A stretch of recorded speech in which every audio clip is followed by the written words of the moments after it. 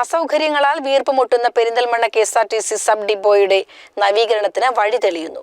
നവീകരണവുമായി ബന്ധപ്പെട്ട് അടുത്തയാഴ്ച തിരുവനന്തപുരത്ത് ഗതാഗത മന്ത്രിയുടെ സാന്നിധ്യത്തിൽ യോഗം ചേരുമെന്ന് നജീബ് കാന്തപുരം MLA പറഞ്ഞു. KSRTC north zone general manager Sareen, DTO Joshi John, പൊതുമരാമത്ത് കെട്ടിട വിഭാഗം സെക്ഷൻ അസിസ്റ്റന്റ് എഞ്ചിനീയർ രാജഗോപാൽ എന്നിവരും കൂടെയുണ്ടായിരുന്നു. കഴിഞ്ഞ ദിവസം MLA തിരുവനന്തപുരത്ത് മന്ത്രി KB ഗണേഷ് കുമാറുമായി കൂടിക്കാഴ്ച നടത്തിയിരുന്നു. ഇതിലെ തീരുമാനപ്രകാരമാണ് നോർത്ത് സോൺ ജനറൽ മാനേജർ പെരിന്തൽമണ്ണയിലെത്തിയത്.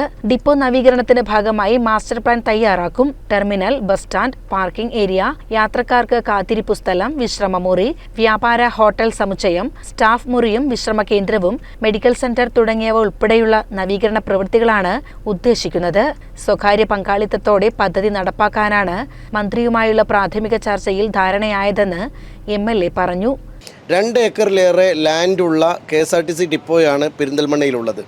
ഈ ലാൻഡ് ഒരു കൊമേഴ്സ്യൽ പർപ്പസിലേക്ക് കൂടി കൺവേർട്ട് ചെയ്ത് അതൊരു PPP മോഡലാക്കിയാൽ യാത്രക്കാർക്കും KSRTC ജീവനക്കാർക്കും പൊതുജനങ്ങൾക്കും അതോടൊപ്പം തന്നെ അതൊരു കൊമേഴ്ഷ്യലായി KSRTCക്കും ഒരു വരുമാന മാർഗവും ഒരു ഗുണകരവുമായി തീരും എന്ന ഒരു വിശ്വാസമുണ്ട്. അതിനുവേണ്ടിയുള്ള ഒരു ചെറിയ മുൻകൈ നമ്മൾ എടുക്കുകയാണ്. അത് എത്രത്തോളം പ്രായോഗികമായി നടത്താൻ കഴിയുമെന്നറിയില്ല.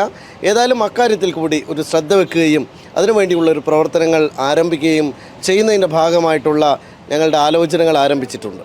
CCN പെരിന്തൽമണ്ണ.